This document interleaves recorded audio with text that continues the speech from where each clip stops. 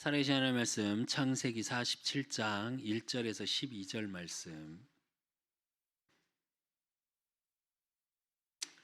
창세기 47장 1절에서 12절 말씀, 구약성경 제가 진 성경으로 74페이지입니다. 1절에서 12절 말씀 제가 봉독해 드리겠습니다. 여러분은 눈으로 따라 읽으시기 바랍니다. 요셉이 바로에게 가서 고하여 이르되 내 아버지와 내 형들과 그들의 양과 소와 모든 소유가 가나안 땅에서 와서 고센 땅에 있나이다 하고 그의 형들 중 5명을 택하여 바로에게 보이니 바로가 요셉의 형들에게 묻되 너희 생업이 무엇이냐? 그들이 바로에게 대답하되 종들은 목자이온데 우리와 선조가 다 그러하나이다 하고 그들이 또 바로에게 고하되 가나안 땅에 기근이 심하여 종들의 양떼를 칠 곳이 없기로 종들이 이곳에 거류하고자 왔사오니 원하건대 종들로 고센 땅에 살게 하소서. 바로가 요셉에게 말하여 이르되 내 아버지와 형들이 내게 왔은즉 애굽 땅이 내 앞에 있으니 땅의 좋은 곳에 내 아버지와 내 형들이 거주하게 하되 그들이 고센 땅에 거주하고 그들 중에 능력 있는 자가 있거든 그들로 내가 내 가축을 관리하게 하라. 요셉이 자기 아버지 야곱을 인도하여 바로 앞에 서게 하니 야곱이 바로에게 축복하매 바로가 야곱에게 묻되 내 나이가 얼마냐? 야곱이 바로에게 아뢰되 내 나그네의 길이 세월이 130년이나이다. 내 나이가 얼마 못 되니 우리 조상의 나그네 길의 연조에 미치지 못하나 험악한 세월을 보내었나이다 하고 야곱이 바로에게 축복하고 그 앞에서 나오니라. 요셉이 바로에게 명령대로 그의 아버지와 그의 형들에게 거주할 곳을 주되 애굽의 좋은 땅 람셋을 그들에게 주어 소유로 삼게 하고 또 그의 아버지와 그의 형들과 그의 아버지의 온 집에 그 식구를 따라 먹을 것을 주어 봉양하였더라. 아멘. 오늘 우리 그사랑교회 또 우리 그사랑교회 모든 성도님들에게 평생의 응답으로 주신 말씀이 야곱이 바로를 축복함에입니다. 이 말의 의미는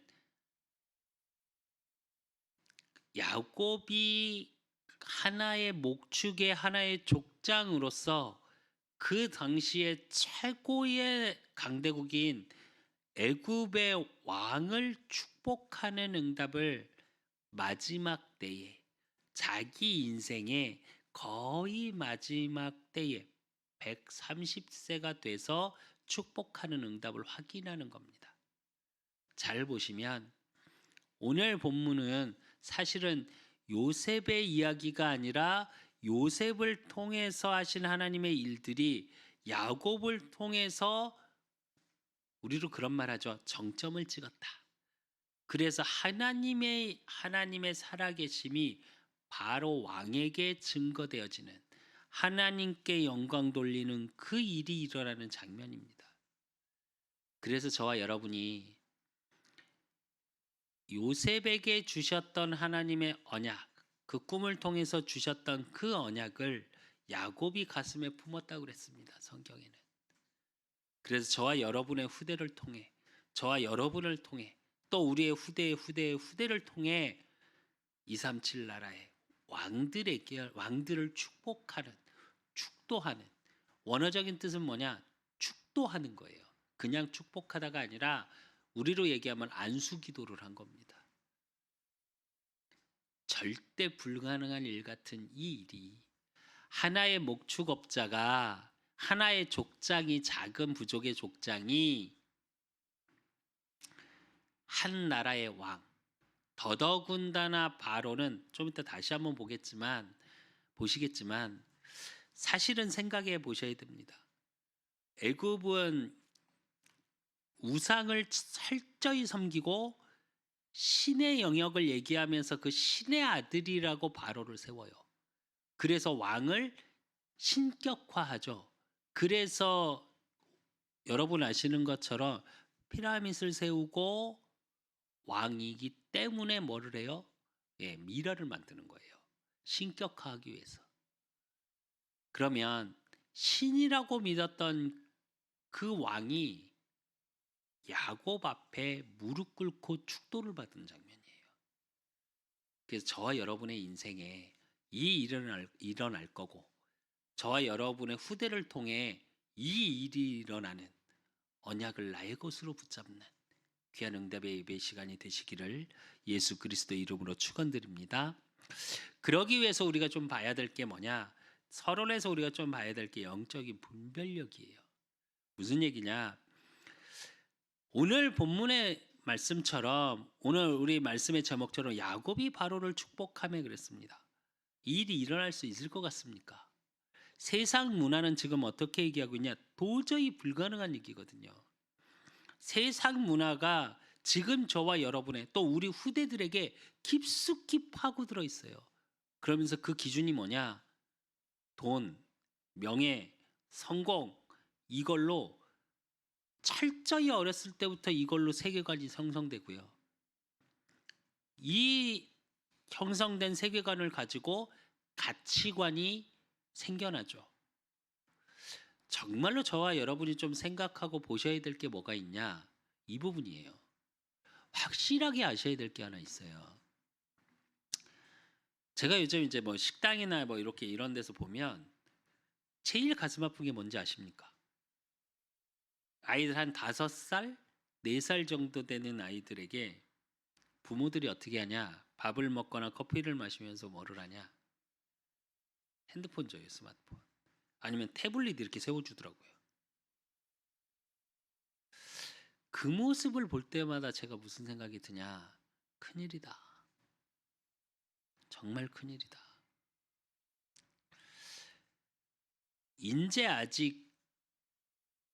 이제 막 인성이라는 게 형성되고 보고 느끼는 걸 통해서 자기가 어떤 그것을 경험화시켜서 자기 것으로 문화화로 만들어지기 시작하는 시작의 시간표 속에 아이들한테 딱 전해주는 게 뭐냐? 세상 문화예요. 우리가 소위 말하는 만화 뭐부터 시작해서 요즘 초등학생들 게임에 빠져 삽니다. 보이지 않게. 여자아이들은 유튜브에 빠져 삽니다. 예전에, 지금은 그래도 우리 수빈이가 좀 덜한데 중학교 때 전교에서 우리 수빈이만 핸드폰이 없었어요. 담임 선생님이 저한테 뭐라 그러냐면, 아버님의 저하고 이렇게 상담을 하더니 뭐라 그러시냐면, 중3 때 담임 선생님이 아버님의 교육 철학을 알겠는데 전교에 수빈이만 핸드폰이 없어요, 이러시더라고요. 제가 이유가 있습니다, 이랬어요. 왜 그러냐면 수빈이가 저 초등학교 때부터 핸드폰을 사줬었거든요. 아침에 게임을 하려고 학교를 안 가요. 왜? 시간이 넘어가 버리는 거예요. 그러니까 학교를 가기 싫은 게 아니라, 그래서 제가 결국은 한 번, 두 번, 세 번 경고하고 핸드폰을 없앴습니다. 그리고 중학교까지 안 사줬어요. 이제 고등학교를 들어가면서 어쩔 수 없이 휴대폰이 있어야 했고, 뭐 요즘은 뭐 스마트폰으로 다 연결이 되니까. 그러더니 지금은 그래도 그 전보단 다르게 조절을 조금 하더라고요. 근데 그게 왜 그러냐? 우리 수빈이가 이상한 거냐? 아니에요. 요즘 문화가 어느 정도로 갔냐? 요즘 정말 제가 느끼는 게 뭐가 있냐? 요즘 저희 지역에 가면 횡단보도 신호등 밑에 LED로 발에 있습니다. 발에. LED로 빨간 때는 빨간불이 들어와 있고요. 신호등이 파란불로 바뀌면 바닥이 파란불로 바뀝니다. 왜 그런 줄 아십니까? 휴대폰은 나의 목자시니 내가 부족함이 없으리로다라고 붙잡고 가다 보니까 앞으로 안 봐요. 그래서 사고들이 자꾸 나요. 그러니까 밑에다가 그걸 설치를 한 거예요. 한번 생각해 봅시다. 저와 여러분의 일상에서 또 눈을 뜨고 생각하고 부딪히는 모든 삶, 문화는 삶이거든요. 그 부딪힘 속에 한번 생각해 보시자고요. 하나님의 살아계심과 하나님이 있다는 걸 문화적으로 부딪히는 시간이 있으십니까? 없습니다. 정말 죄송한데. 세상의 문화는 계속 무엇을 얘기하냐? 조금 수준 없게 얘기하면 돈 벌어야 돼. 성공해야 돼. 조금 수준 있게 얘기하면 어떻게 얘기를 바꾸는 줄 아십니까? 네 안에 대단한 능력이 있어. 그러니까 네 안에 있는 능력을 다 끄집어내면 네가 최고의 자리에 설 수 있어. 라고 수준 있게 말해요. 근데 그 최고의 자리에 선다는 의미가 뭐냐? 돈과 명예예요, 결국은. 결국은 성공하는 방법을 얘기하고 있어요. 지금 서점에 나가면 어떤 줄 아십니까? 거의 모든 책들이 뭘 얘기하고 있냐? 딱 두 부류예요. 크게는 두 부류예요. 네가 대단한 능력이 있고 대단하니까 미래가 이렇게 준비될 수 있어. 그래서 오늘을 뭘 준비해? 그거 플러스 재테크 플러스 결국은 다 무슨 얘기냐? 성공을 얘기하고 성공하는 방법을 얘기하고 돈을 버는 방법에 대한 책들 한쪽에는. 그리고 반대쪽엔 뭘 얘기하고 있냐? 그걸 기준으로 해서 야, 너 혹시 소외되고 있니? 너 네 마음 이러니? 하고 힐링, 위로의 책. 딱 두 부류입니다. 제가 요즘 인문학 서적이나 이런 책을 보러 가면 한쪽으로 마음 되게 아픈 게 하나 있어요. 그게 뭐냐? 밀리언셀러라고 쫙 돼 있는 데서 보면 정말 죄송한데 목사님의 책은 한 권도 없습니다. 근데 스님 책은 밀리언셀러에 3권, 4권이 있어요. 그걸 볼 때마다 무슨 생각이 드냐? 아, 철저히 세상 기준으로 이야기하고 불교에서 말하는 게 뭡니까? 뭐 한 스님 뭐 증문즉답 뭐 이런 거 되게 유명하시던데. 아, 저도 할 수 있거든요. 세상의 초등학문을 가지고 그걸 종교화 시켜서 불교에서 뭐라고 그러냐? 좋은 말이에요. 세상에 번뇌가 많다. 그 108번뇌 얘기하죠. 그래서 머리도 밀고. 그래서 나를 비워라. 내 욕심을 버려라. 그래서 불교의 교리 중에 교리가 뭐예요? 무소유. 소유하려니까 번뇌가 생긴다. 그러니까 다 버려라. 맞는 말이거든요. 소유하려고 그러고 그러다 보니까 집착되어지고 나한테 집착하고 물질에 집착하고 사람에 집착하고 그러지 마라. 좋은 말이죠. 근데 인간은 그럴 수 없습니다. 성경에 뭐라고 나와 있냐? 요한복음 8장 44절 너희는 너희 아비 마귀에서 났으니 그랬어요. 인간은 기본적으로 운명사주팔자를 타고 태어났고 뭘 갖고 태어나요? 하나님과 같이 되어 저주받는 이유로 두 가지가 들어왔어요. 하나님과 같이 되려는 인간의 욕망, 그 사단의 욕망이 인간에게 들어왔고요. 그러니까 철저히 모든 것을 속입니다. 사단은. 거짓의 아비. 그 거짓 속에 있다 보니까 어떻게 하냐? 계속 두려워요. 아담아 아담아 네가 어디 있느냐 물으니까 아담이 뭐라고 그래요? 내가 벗었으므로 두려워서 숨었나이다 이래요. 하나님과 떠나서 된 상태인지 몰라요. 그러니까 세계관 가치관이 다 어디에 있냐? 두려움을 해결하기 위해서 돈으로 채우고요. 그 영적인 근본 문제를 해결하지 못하는데 그걸 해결하는 방법이 명예예요. 성공이에요. 이렇게 채워가려고 하는 거예요.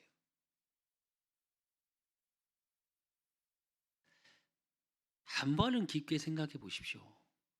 내가 갖고 있는 세계관, 가치관이 뭘로 형성되어 있는지. 그래서 예수님이 마태복음 13장을 통해서 비유로 얘기하셔요. 13장 13절에 보니까 그러므로 내가 그들에게 비유로 말하는 것은 그들이 보아도 보지 못하며 들어도 듣지 못하며 깨닫지 못함이니라 이래요. 그러면서 비유를 얘기하시는데 땅에 떨어진 씨 비유를 하시죠. 길가, 돌밭, 가시떨기. 근데 좋은 땅에 말씀이 떨어지면 뭐라고요?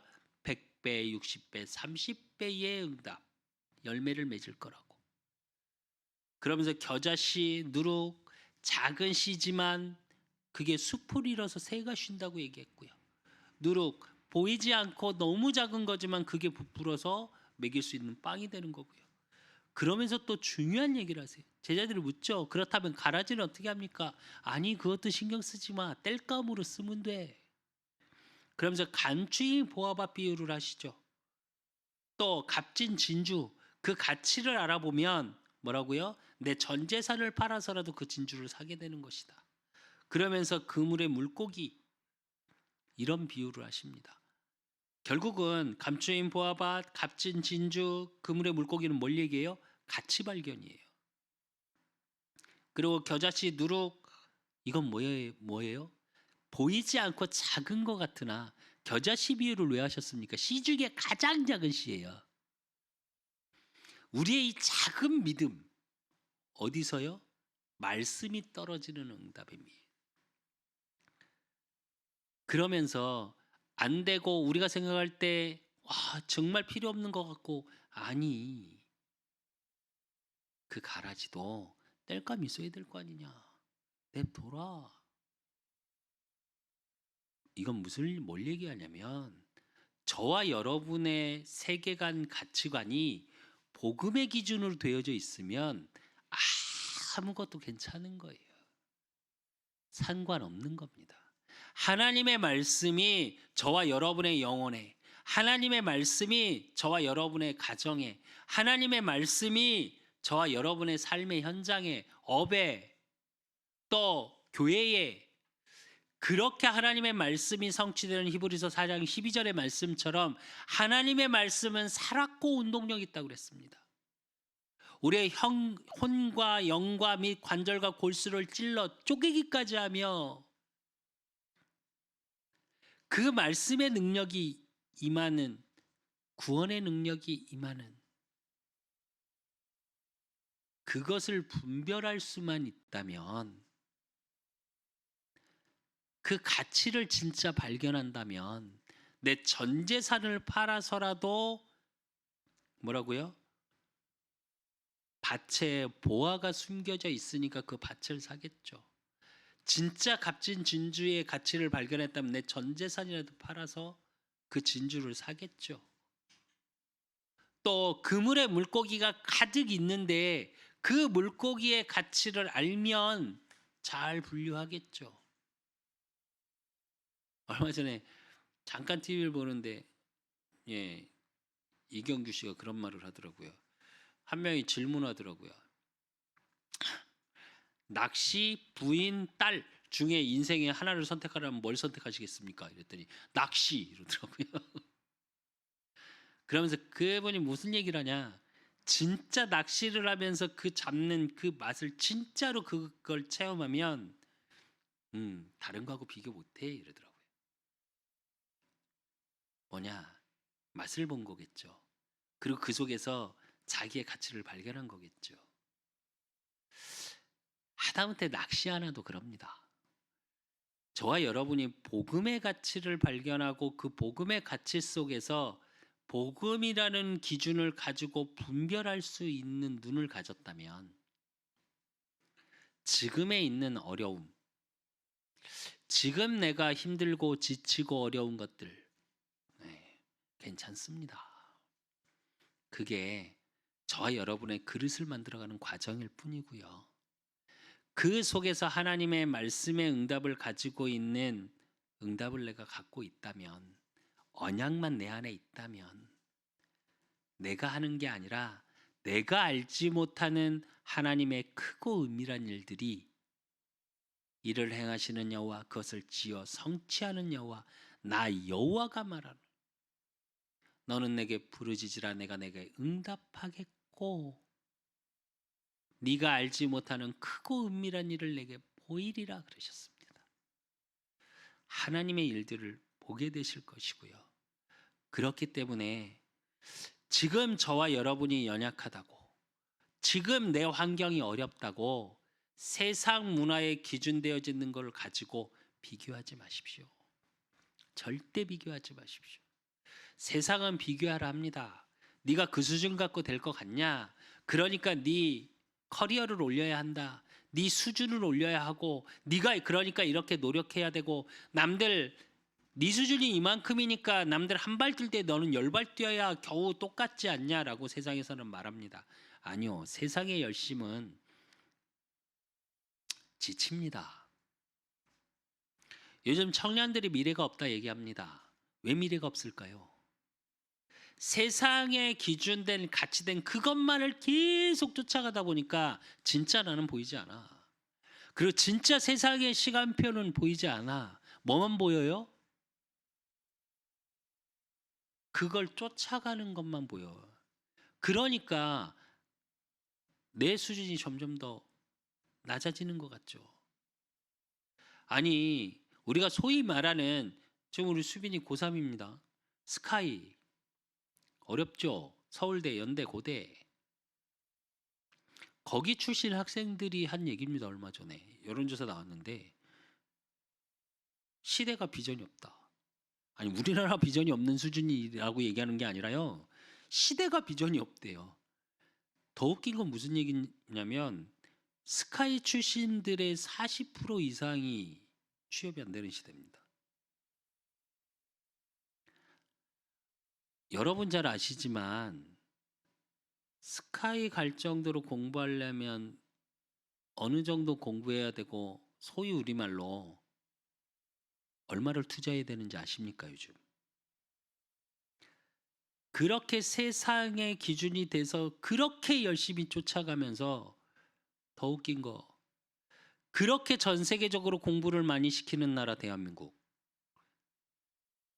세계 OECD 국가 중 청소년 자살률 1위입니다. 행복이 없어요. 우리 청소년들이 행복해야 되는데, 우리의 후대들이 행복해야 되는데 안 행복한 나라. 이게 진짜 무서운 얘기거든요. 진짜로 세상의 것으로 자기를 비교하지 마십시오. 세상의 문화의 기준으로 내가 가진 것, 내가 있는 것, 있다 없다 기준으로 삼지 마십시오. 언약 가진 하나님의 자녀에게는 하나님이 예비하신 반드시 전무후무가 있습니다. 하나님이 우리에게 주신, 우리 후대들, 우리 청년들, 또 장년들도 마찬가지입니다. 우리 청소년들, 하나님이 예비하신, 하나님이 주신 달란트 반드시 있습니다. 찾고 누리십시오.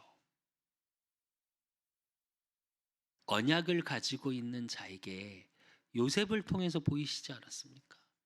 총리 되고 싶다고, 저 세상에 애굽이란 나라의 최고 강대국, 지금 우리에게는 미국이 있죠. 미국에 이 당시에 총리는 누구냐? 지금으로 얘기하면 똑같겠죠. 총리가 되겠죠. 대통령 밑에 모든 것을 행사할 수 있는.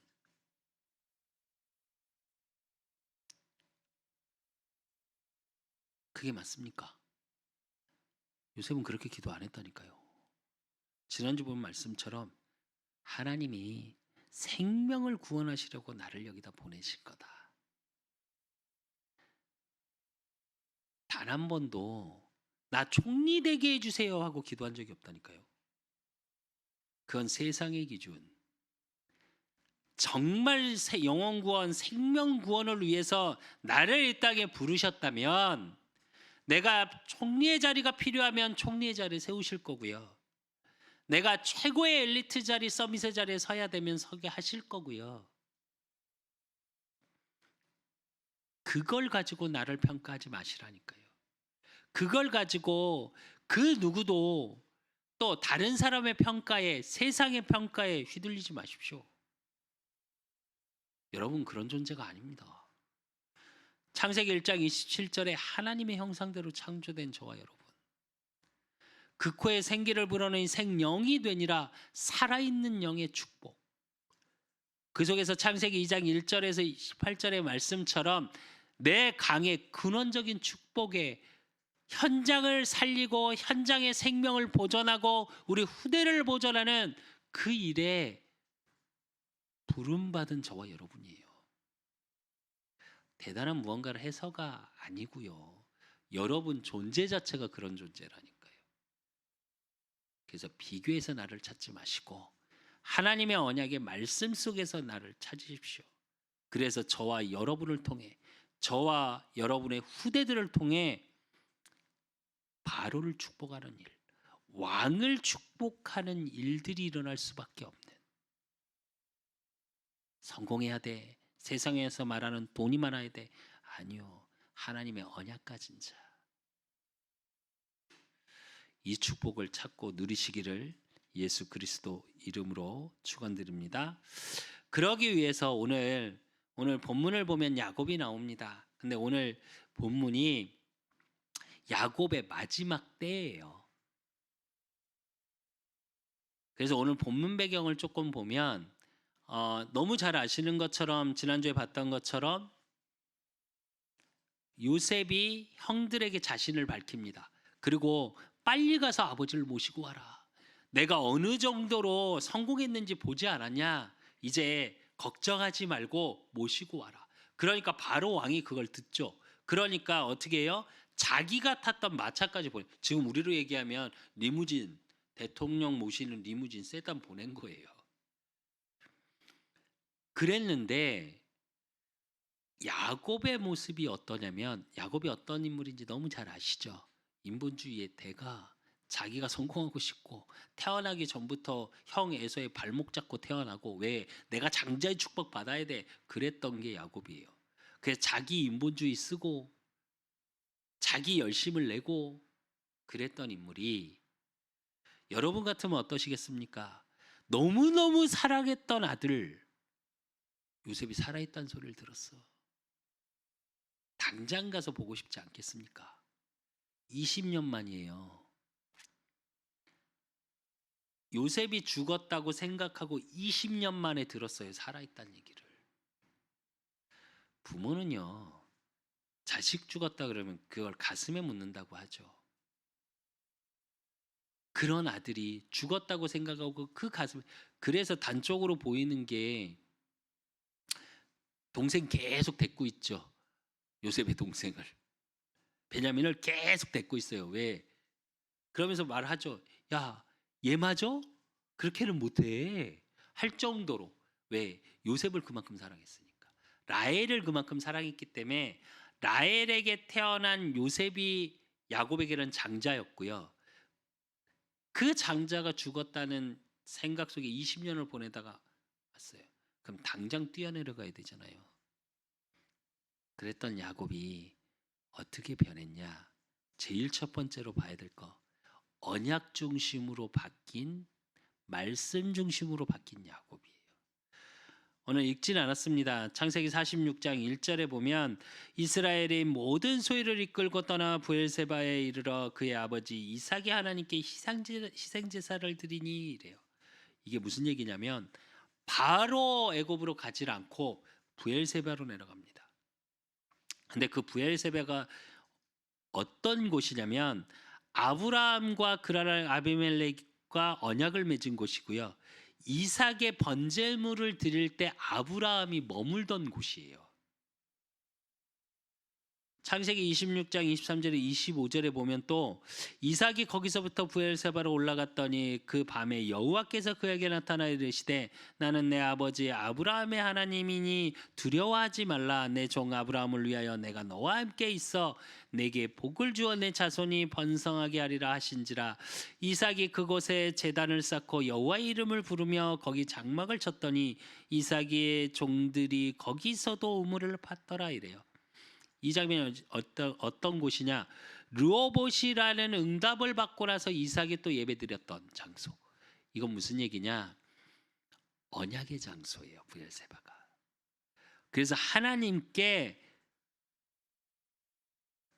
요셉이 내려오라 하는데 하나님이 가나안 언약을 주신 이 땅을 떠나도 되겠습니까? 하고 예배드리고 하나님께 간구하며 기도하며 올라간 장소예요. 이게 굉장히 중요합니다. 자기 뜻대로 되기 위해서 그렇게 인본주의를 썼던 야곱이 20년을 못 본 아들이 오라고 그래서 진짜 신나게 가야 될 그 시간표 속에 언약의 땅 떠나도 되는지 하나님 앞에 묻고 있습니다. 그러니까 창세기 46장 2절에 4절에 보니까 하나님의 언약을 하나님이 얘기하십니다. 가라. 내가 너와 함께 하겠다. 두려워하지 말라. 라고 언약을 다시 주시죠. 그러니까 내려갑니다. 예레미야 29장 11절로 13절에 보면 여호와의 말씀이니라 너희를 향한 나의 생각을 내가 아나니 평안이요 재앙이 아니니라 너에게 미래와 희망을 주는 것이라 너희가 내게 부르짖으며 내게 와서 기도하면 내가 너희들의 기도를 들을 것이요 너희가 온 마음으로 나를 구하면 나를 찾는 것이요 나를 만나리라 그랬습니다. 무슨 얘기냐? 저와 여러분의 인생 가운데 응답이 오고 문제가 오고 위기가 왔을 때 어떻게 해야 되냐? 하나님 앞에 무릎 꿇으십시오. 그러면 하나님이 어떻게 하시냐? 말씀 그대로 언약 성취, 말씀 성취 속으로 저와 여러분을 인도해 가십니다. 저와 여러분의 기준이 아니고요. 하나님이 하나님의 일을 하는 응답 속으로 들어가게 됩니다. 그러니까 두 번째로 우리가 봐야 될 게 뭐냐? 바로를 축복하는 야곱이에요. 이 얘기는 뭘 얘기하는 거냐? 오늘 창세기 47장 7절에도 보면 요셉이 자기 아버지 야곱을 인도하여 바로 앞에 서게 하니 야곱이 바로에게 축복하매 그래요. 그리고 10절에도 보니까 야곱이 바로에게 축복하고 그 앞에서 나오니라 이래요. 좀 전에 말씀드렸죠. 아니 신이라니까요. 이 당시에 바로 왕은 애굽이라는 대강국의 한 나라의 왕이요 신이에요. 그런 자기가 여러분 같으면 무릎 꿇겠습니까? 물론 요새 그러니까 야곱이 돈이 없지는 않았어요. 그리고 야곱이 이때 이 당시 애굽으로 내려갈 때 가족이 몇 명이었냐? 왜 땅을 달라고 그랬냐? 가족만 70명이에요. 가족만. 노예 이런 거 다 말고 가족만 내려간 게 70명이에요. 자기 자녀들 뭐 이렇게 갖고 내려간 게. 그러니까 경제적인 능력도 있었어요, 물론. 근데 바로 왕이 볼 때 우리가 볼 때 70명이니까 와 가족 많다지. 당시 애굽은요. 한 나라의 왕입니다. 70명 많은 것 같으십니까? 아니 대기업이 볼 때 삼성 대기업이 그냥 생각해 보십시오. 70명 직원이 있다고 와 많다 이러실 것 같습니까? 네, 그 수준이에요 사실은. 한 나라의 왕이었고 그냥 왕 정도가 아니라 이 당시의 강대국 그리고 철저히 신처럼 돼 있는 그 상황에 저 부족 양치는 사람. 그러니까 오늘 본문에 보면 나오죠. 형들에게 묻죠 바로 왕이. 니네는 뭐라고 먹고 사니? 원래 뭐라는 거야 전문성이? 그랬더니 양치는 자입니다. 목축업자예요. 목축업자. 목축업자 중소기업 우리를 얘기하면 중소기업이에요. 중소기업. 근데 그 사람에게 앞에서 무릎을 꿇어요. 저와 여러분에게 진짜 언약 중심으로 하나님의 언약을 가진 자라는 사실의 정체성만 누리고 그게 나의 세계관이요 가치관이라는 복음의 비밀 예수 그리스도 왕이요 제사장이요 선제 대신 예수님이 그리스도 되심을 고백한 자를 통해 하실 하나님의 일들이에요, 이게. 그 일 속에 제사장으로서 하나님 복음 가진 자로서 바로를 축복합니다. 그래서 이사야 49장 6절에 보면 그가 이르되 내가 나의 종이 되어 야곱의 지파들을 일으키며 이스라엘 중에 보존된 자를 돌아오게 할 것은 매우 쉬운 일이라. 내가 또 너를 이방의 외치로 삼아 나의 구원을 베풀어서 땅끝까지 이르게 하리라 이래요. 저와 여러분이 이방의 빛으로 부르셨다니까요. 야곱 가나안 땅에서 물론 요셉이라는 총리의 아버지라고 얘기를 하지만 가나안 땅에 그냥 양치기 목축업자 수준인데 바로가 무릎 꿇을 수밖에 없는 하나님의 살아계심이 증거된 것처럼 그 이방의 빛으로 저와 여러분을 부르신 거예요. 그래서 마태복음 5장 13절에 14절에 보니까 너희는 세상의 소금이니 소금이 만일 그 맛을 잃으면 무엇으로 짜게 하리요. 후에는 아무 쓸데없어 다만 밖에 버려져 사람에게 밟힐 뿐이니라. 너희는 세상의 빛이라 산 위에 있는 동네가 숨겨지지 못할 것이요 이래요. 소금이 있어야 맛을 내고요. 소금은 또 하나의 기능이 뭐가 있죠? 상하지 않게 하는 비밀이 있습니다. 지난주 말씀처럼 생명을 보존하고 후대를 보존하고 그리고 뭐요? 세상의 빛이라 산 위에 있는 동네가 숨겨지지 못할 것이요. 저와 여러분이 빛을 가졌기 때문에 숨길래야 숨길 수가 없어요. 그 빛이 발할 수밖에 없는 어둠 속에 가면 아주 작은 불빛도요 굉장히 환하게 비춰집니다. 그것처럼 세상의 문화적 기준으로 보면 내가 작고 연약하고 부족한 것 같으나 또 저와 여러분의 후대들이 연약해 보이고 아이고 맨날 게임만 하는 것 같고 휴대폰만 바라보는 것 같으나 언약 가진 저와 여러분을 통해 언약 가진 저와 여러분의 후대를 통해 하나님은 뭘 하실 거냐? 예, 소금이요 세상을 비추는 빛으로. 그 사도행전 1장 8절에 땅끝까지 증인되게 하실 거고요. 마가복음 16장 15절에 만민에게 가라. 마태복음 28장 18절로 20절에 보니까 모든 민족에게 세례를 주고 그랬습니다. 아버지와 아들과 성령의 이름으로 삼위일체 하나님의 능력이 저와 여러분의 삶을 통하여 저와 여러분의 후대를 통하여 반드시 증거되어지는 그래서 왕을 축복할 수 있을 만큼 현장을 살리는 자가 저와 여러분입니다. 그 정체성 절대 잊지 마시고요. 그 세 번째로 우리가 봐야 될 거 뭐냐? 야곱의 인생 여정입니다. 창세기 49장 9절에 보면 뭐라고 얘기하냐? 9절 야곱이 바로에게 아뢰되 내 나그네의 길의 세월이 130년이나이다 이래요. 이 당시에 야곱의 나이가 130세. 근데 뭐라고 표현해요? 자기를 나그네라 표현해요. 왔다 간다는 얘기겠죠. 잠시 머무는 게 이 땅이라는 고백입니다, 사실은. 그리고 하반절에 보면 뭐라고 얘기하냐? 내 나이가 얼마 못 되니 우리 조상의 나그네의 길의 연조에 미치지 못하나 이래요. 이건 무슨 얘기냐면 야곱이 알았습니다. 자기 조상들보다 조금 못 살 거라는 거. 그러니까 조금 나이가 빨리 하나님께 갈 거라는 걸. 그걸 얘기한 거고 그러면서 뭐라 그래요? 험악한 세월을 보내었나이다 하고 이래요. 자기 인생을 전체를 고백하는 시간이에요, 사실은. 20년을 하란에서 종살이 하면서 보냅니다.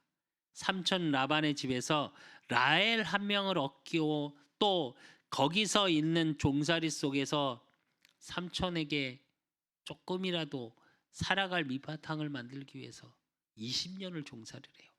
그렇게 힘들게 사랑해서 얻은 라헬 어떻게 해요? 베냐민을 낳다 죽죠. 부인을 떠나보내는 걸 먼저 사랑하는 자를 떠나보는 그 인생을 살았고요. 또 헤브론에서 아버지 이삭을 떠나보냈습니다. 그래놓고 또 요셉을 20년간 못 봐.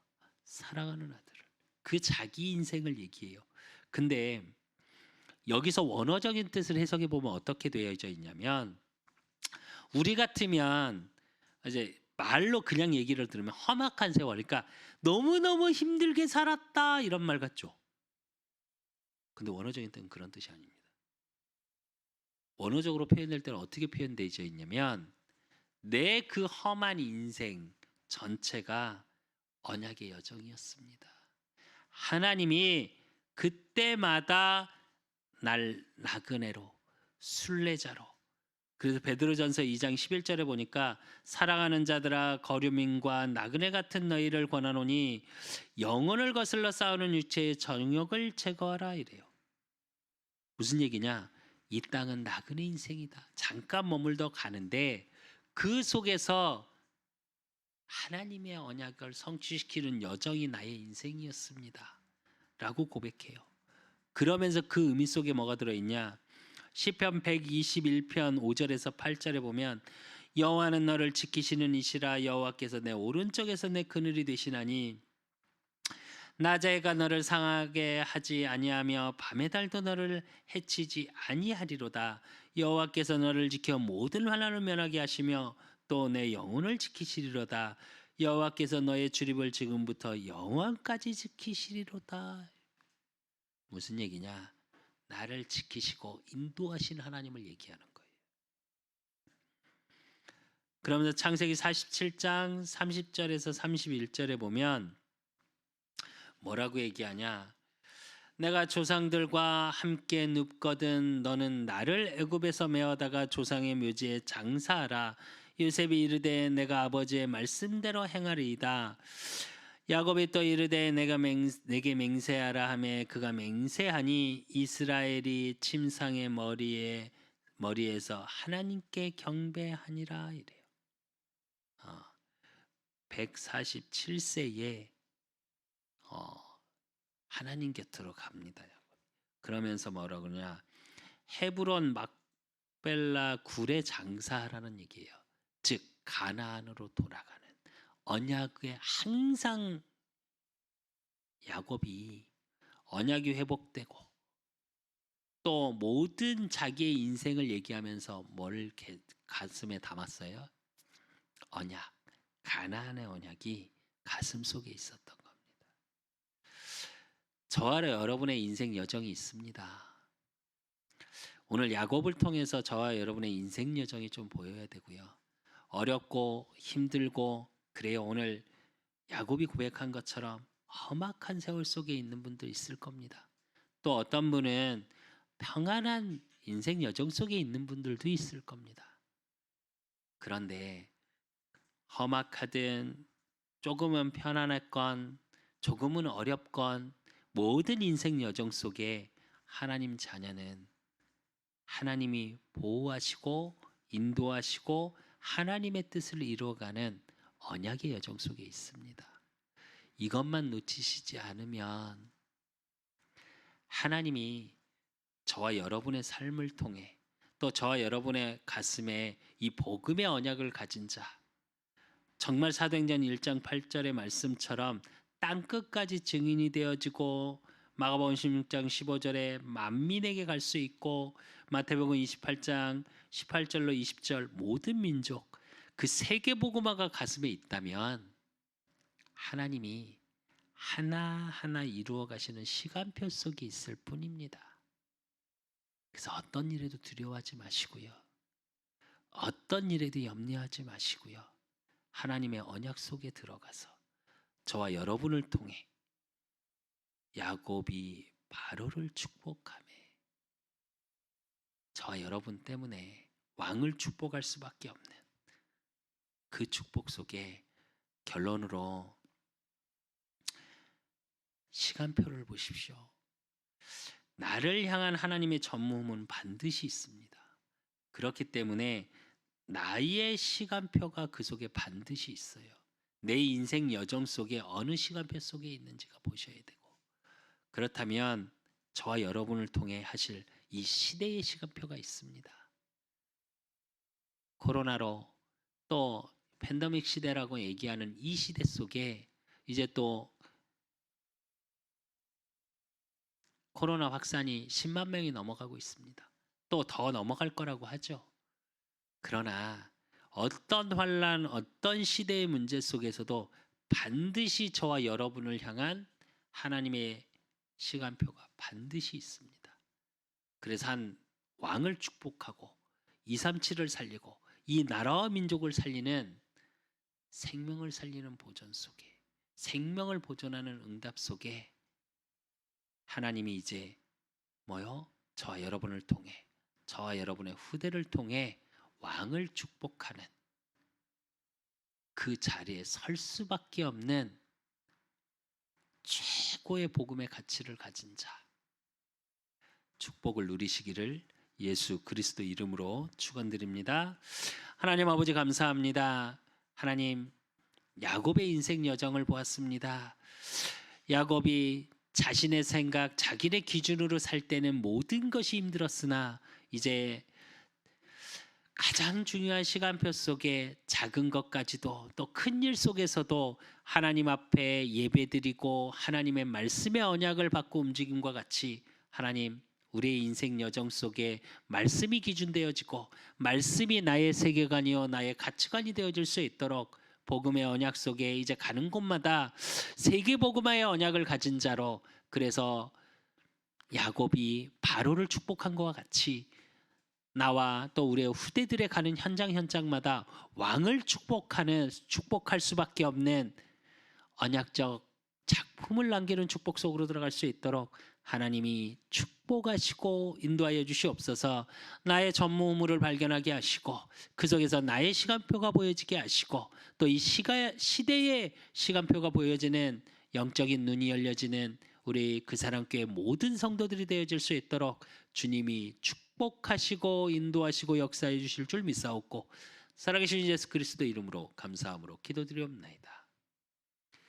이젠 우리 주 예수 그리스도의 은혜와 우리 하나님 아버지의 극진하신 사랑하심과 성령님의 내주 교통 역사하심이 야곱이 바로를 축복함의 언약을 가지고 세계복음화의 언약을 가지고 나와 우리 후대들을 통해 이 시대를 살리고 이 나라와 민족을 살릴 수밖에 없는 축복 속으로 들어가기를 소원하는 우리 그 사람교회 모든 성도들 머리 위에, 저들의 가정과 저들의 업과 모든 만남 위에, 또 현장에서 이 예배를 드리는 모든 하나님의 자녀들 머리 위에, 그들의 모든 현장 위에 이제로부터 영원까지 항상 함께 있을지어다. 아멘.